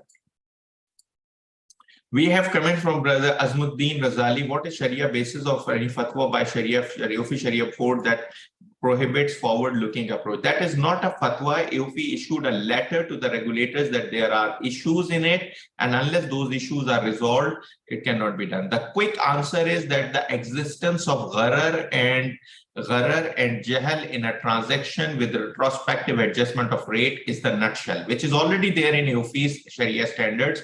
So there is not a new standard or new fatwa. The only thing is that there should be no excessive gharar or jahl in Islamic finance transaction. Having excessive gharar or jahl makes it impermissible. Brother Musa Abdul Kasau, when you talk about credit risk, is it like credit or other traditional bank? Can you review the conception of this credit? Thank you very much, Brother Musa. Excellent comment. When we talk about credit risk, some similarity is there because some transactions actually convert into a receivable. So Murabaha once it is executed, it becomes a receivable. It is subject to similar credit risk like conventional, except for one additional risk, that if the customer does not pay on time, then you will end up in further losses because you cannot charge further profit on that, while conventional can continue charging further interest on that. So from that perspective, our credit risk becomes different. Other than that, whatever is converted into credit. But my point is that Islamic finance, most transactions are not credit, like Ijara is not credit. So Murabaha, once it is converted, is credit, but before converting, when it is in form of inventory, it's not credit.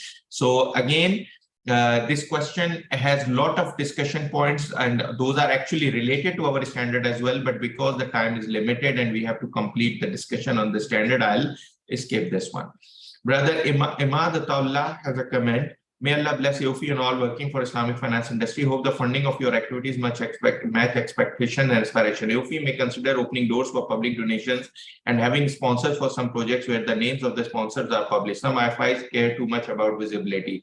Brother Imad Ataullah, we are thankful for your kind comments and your prayers. First thing that we need is your prayers.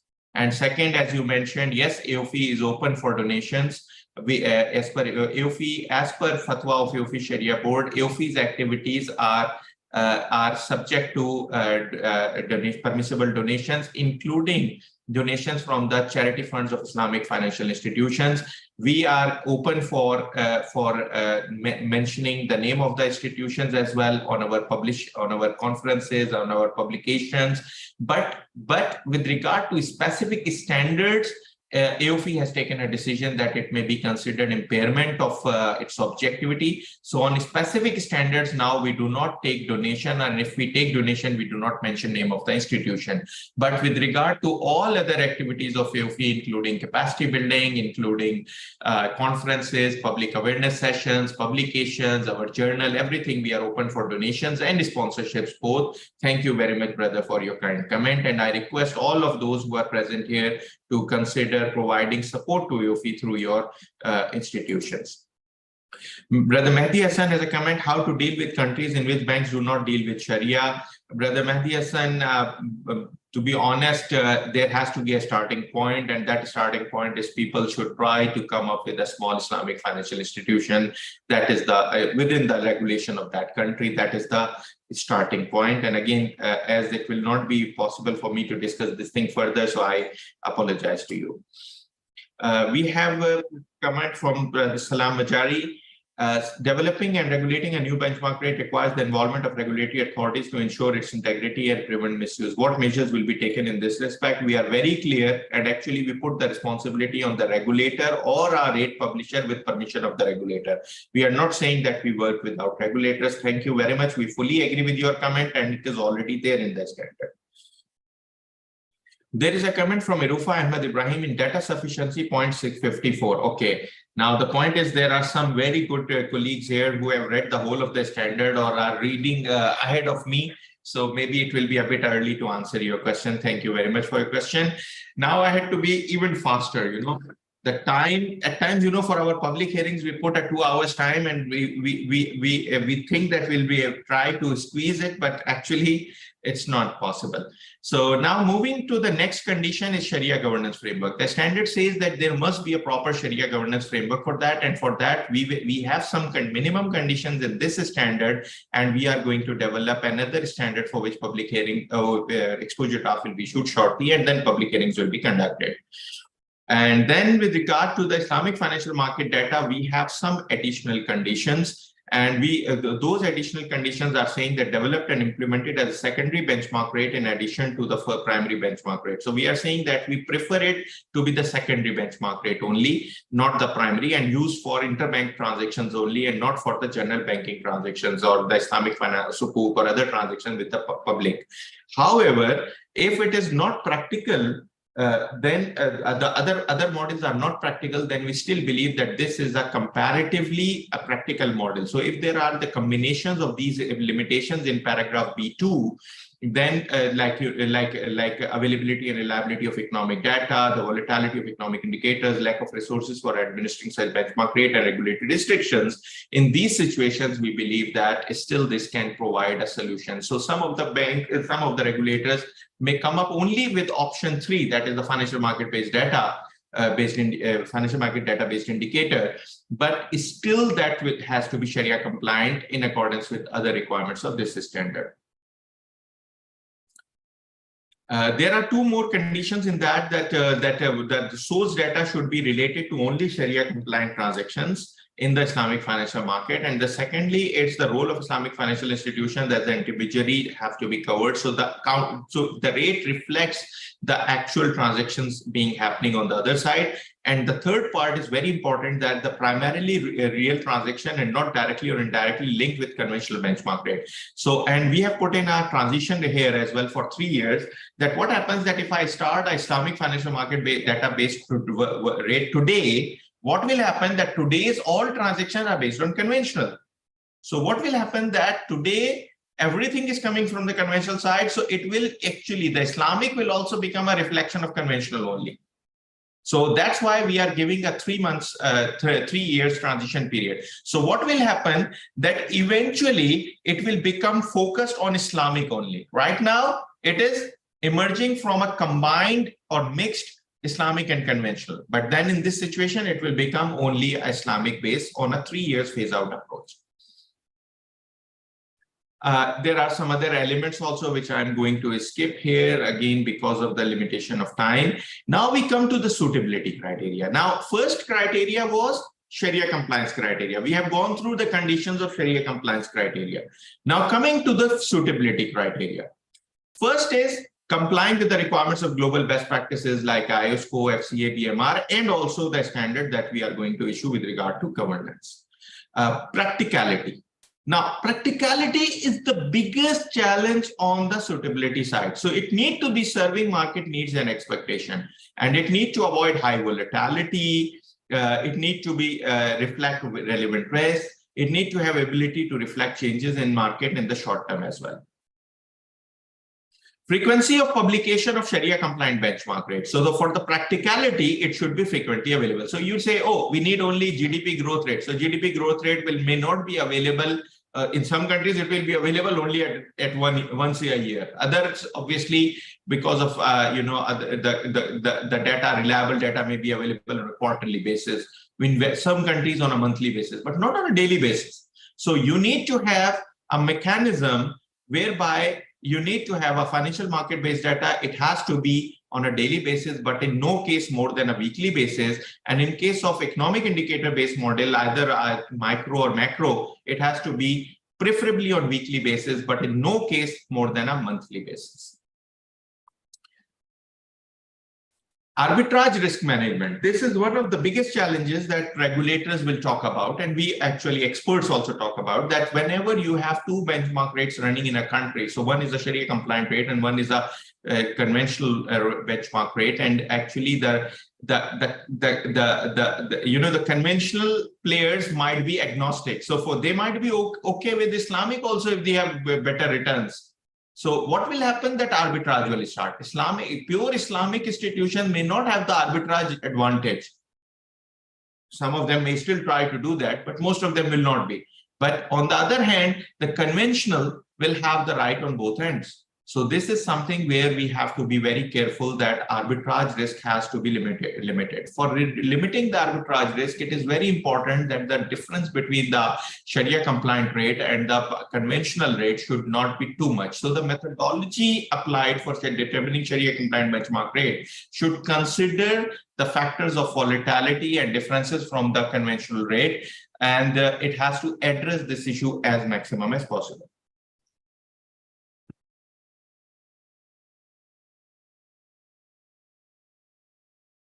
Next condition is jurisdictional and regional specificity. I answered one of the questions and I mentioned that actually having a multiple currency or having a multiple jurisdiction related thing will not work, particularly for the economic indicators criteria. It will be not relevant that even the financial market is, for example, a lot of institutions sitting in Bahrain may be having transactions in different parts of the world. The economy of the whole world cannot be taken for that purpose. I'm just giving you an example. So the situation has to be applied with regard to the type of transaction and structures, considering mainly the jurisdiction, but at times a region, economic region. So for example, I'm not saying that it's a conclusion, but as an example, it is possible that it can be concluded that GCC works as a single region for that purpose. Or we can say that, like, particularly where we have one central bank or one monetary authority at having multiple institutions. So for example, the whole of the European Union may be considered one for that purpose, or it is possible that the Central African or the West African monetary unions actually can be considered one single region for that purpose and one single jurisdiction for that purpose, because obviously if it can be done on a regional basis, a lot of advantages can be there, and particularly in those markets where the economic activity is closely interrelated with each other, as well as the countries where the financial markets are linked together, or there is one single market addressing the whole of the region. So from that perspective, it is very important to have jurisdiction and regional specificity, but a global rate is not intended and it's not planned, and we don't think that it is more practical considering these things. Single currency, I mentioned about it. So the idea is that the main currency, what we call functional currency in accounting language, shall be used. But again, if there are countries where transactions are happening in multiple currencies, you can have one base rate and adjustment for the other currencies, or you can have different rates determined in different currencies. So, for example, in Bahrain, a lot of transactions may be in US dollar in addition to Bahraini dinar. But since Bahraini dinar and US dollar are packed together, so it is quite possible that only a risk factor may be applied with a single rate, which is originally determined in the Bahraini dinar or originally determined in US dollar, and only an adjustment factor can be there for the currency risk. But on the other hand, with the country risk that is eliminated, that is embedded in the currency risk. So from that perspective, this is one possibility. The second possibility is that if some countries are having multiple currencies working at the same time, different money demand and supply situations might be there, and different type of economic resources might be subject to different type of transactions. So from that perspective, it is quite possible that different rates are to be applied. But what is suggested is that a rate applies to one currency. Tolerable volatility, we need to have an approach to address the volatility. So if there are spikes and the graph of the economic variables goes up and down quite frequently, in that situation you need to cut off the spikes, etc. So you need to find the more uniform sort of rate. And as I mentioned earlier in one of the paragraphs earlier, the standard says that the customer specific or some market specific eventualities and their consideration inbuilt in the transaction pricing need to be eliminated. So that will also help in putting the tolerance limits on volatility. Transparency of inputs in direct data-based benchmarks. So these are the minimum requirements with regard to transparency of input. So we are not talking about the offered rates like a LIBOR. We are talking about the actual existing transaction rates. So the data has to be verifiable and obtained in prescribed format, etc. So some of the main conditions are included in this standard, and further detailed requirements will be included in the other standard on governance of these rates, as I mentioned. So we have a direct data and contributed data. So there are two approaches. One approach is that you have access directly to the market data, so you get the direct data, and the other approach is where you have to rely on the institutions to provide you the data in form of contributions. So we have put in some minimum requirements with regard to the transparency of inputs for both the direct data and the contributed data here. Then we have requirements for transparency and disclosure in respect of design and methodology. So whatever design and methodology for the benchmark rate is developed in line with this standard, and any changes there too, and sources of data and approach, methodology, processing for formula, etc. All these things shall be transparent so that the design and the methodology both remain completely transparent. The publishing perspective shall also be very important, that we need to be transparent in publishing perspective, and these should be free from any biases and provide equal opportunity to the stakeholders and users to apply the same. Administration also need to have transparency and objectivity. Like without that, you cannot have the suitability of the benchmark rate determined. Governance framework for administration, as I mentioned, the standard will be there, and further details with regard to some of the suitability criteria with regard to the application of these things on ground will be there. We are already working, actually we worked on that already. We were working on a single standard, but it was decided that one standard will be mainly about overall development and governance, and other will be more detailed with regard to the governance of the process. In the design of the benchmark rate, we have added some of the additional suitability aspects in this paragraph 50. Some of the requirements are there which are to be considered. Data sufficiency and stable dissemination is another very important condition which is there for this part. I can see there are some questions. I'll address all the questions towards the end, as time has already ended. So, and we are just reaching the end. I'm just trying to list down the main requirements with regard to the suitability criteria.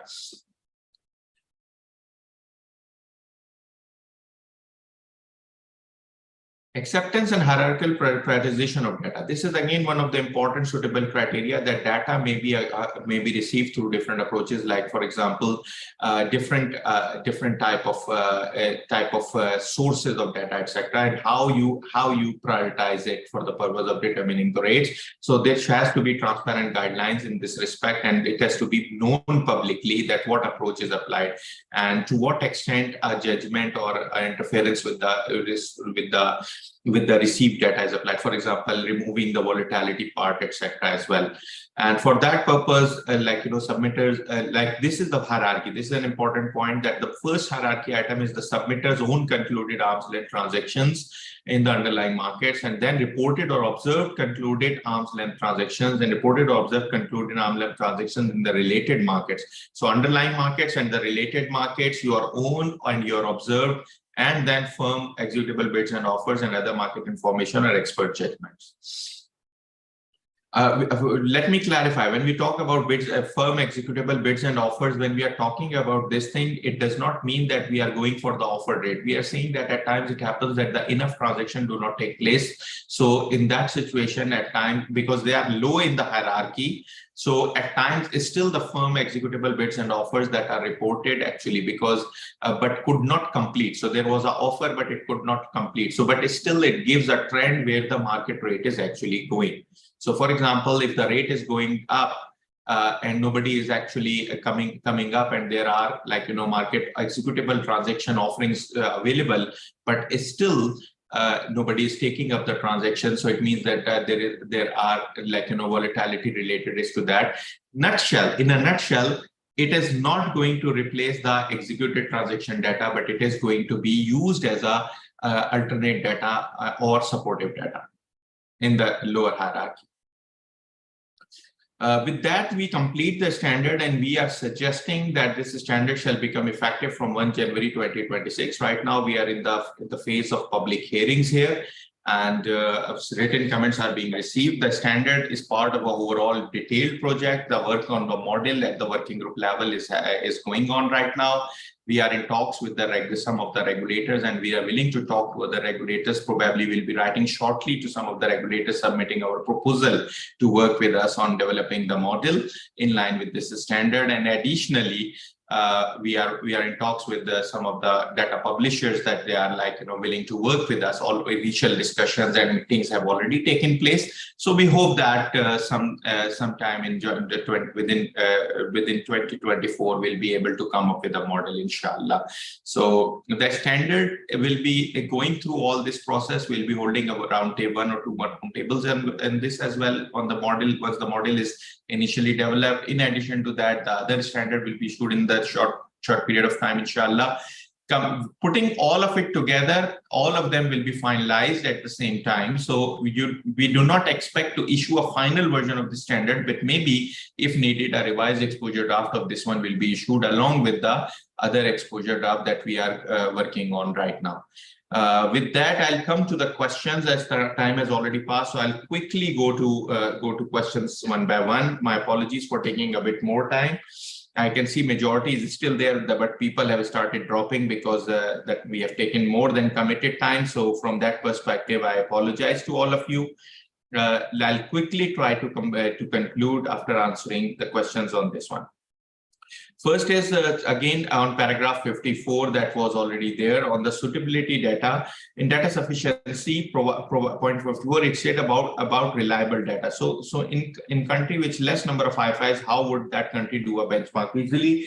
An excellent comment. The quick answer is that these are the reasons that we have put in. So the quick answer is, if you see the scope, there were some questions on the scope and we determined that what is the suitability criteria that was based on the systemic importance. In the systemic importance, we said that at least 15% in normal cases and 10% in the larger economies, it must be Islamic.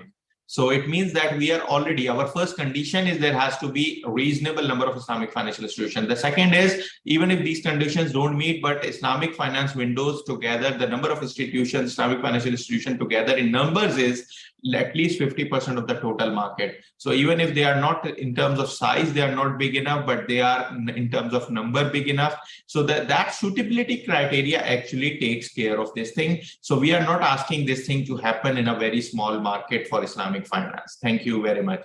Brother Muhammad Gharubi has a question. Islamic financial market operate alongside conventional financial institutions in the same highly competitive market. Market factors play a crucial role in determining the applying rates. For instance, Islamic financial institutions apply high rate.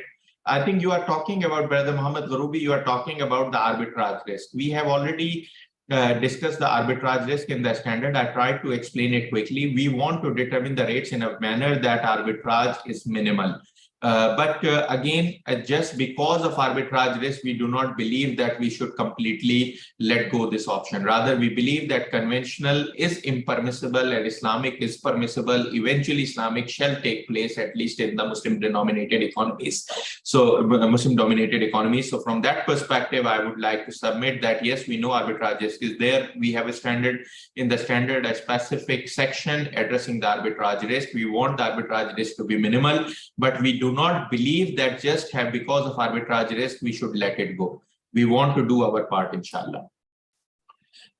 Then anonymous attendee, Assalamu alaikum wa alaikum salam. Benchmark rate for Murabha profit rate at the time of promise is always type of conflict between Sharia scholars. Does this standard clarify how benchmark rate for profit rate Murabha to be addressed, to be measured? Now, the quick answer is that actually we are talking about determination of the benchmark rates, but pricing of the transaction is subject of the Sharia standards of AOIFI, not the accounting, not the governance standard on benchmark rates. So thank you very much for your comment, and we know that there are some complications there, but these are addressed in AOIFI's Murabha standard, and also in some other standards here and there have touched upon these topics, like on the profit calculation, etc.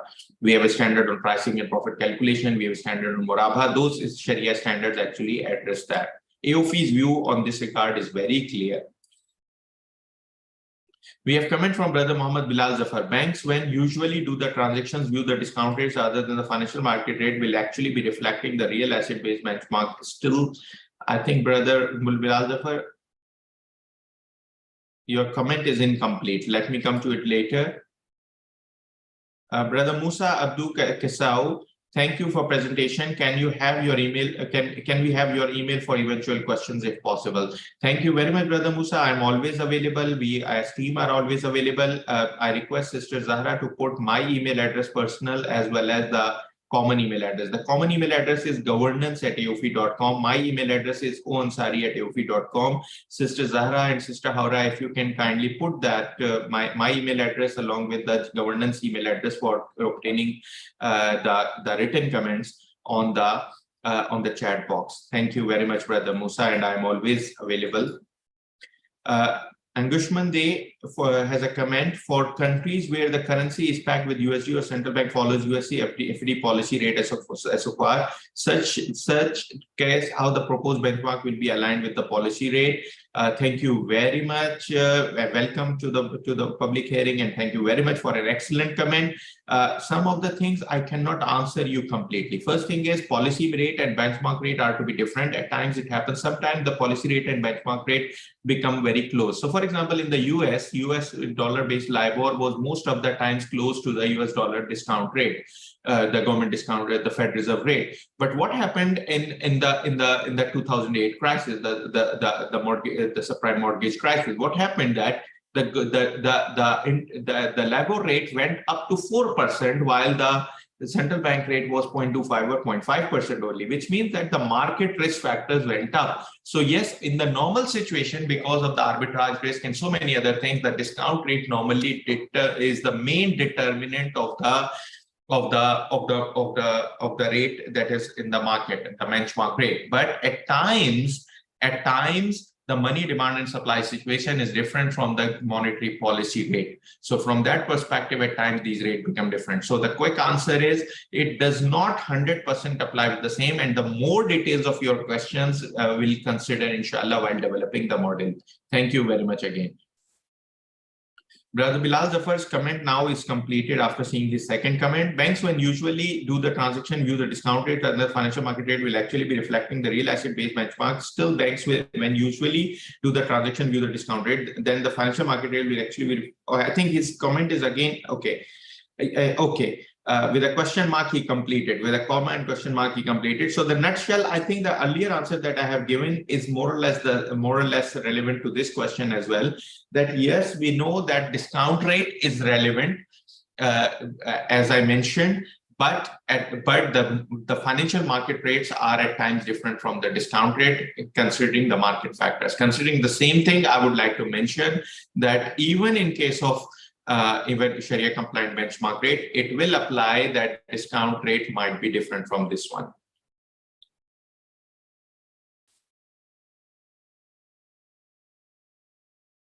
Brother Mahdi Hassan has a comment on paragraph 28. Repeat the item 28, please.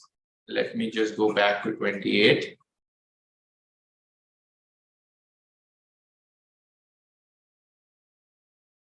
What we are saying in paragraph 28 is, brother, that we will be developing an additional standard. So this project comprises of two standards, one on the Sharia compliance benchmark rate determination, and the second on the governance of the institution that actually publishes that rate, which will cover some of the suitability criteria related, more details like transparency, disclosure, the sanctity of data, determination of the acceptable inputs, data inputs, etc. Thank you very much, Brother Mahdi Hassan. So with that, I think we do not have any question right now here in the Q&A tab. And we have already run short of time. We have already crossed like 15 minutes, 13 minutes above time, although we started 7 minutes late, nearly 10 minutes late. So with that, I would like to conclude as time did not permit, so we cannot allow other colleagues to speak up. But with that, I will give you back to Sister Zahra for conclusion. Okay. Thank you, Brother Amr, for the presentation and for your answers. I would like to thank our partners. I would like to thank the participants. And please feel free to send us additional comments at AAOIFI, on governance@aoifi.com, our email. And we wish to meet you, inshallah, in our upcoming events. Assalamu alaikum fi amanillah. Assalamu alaikum.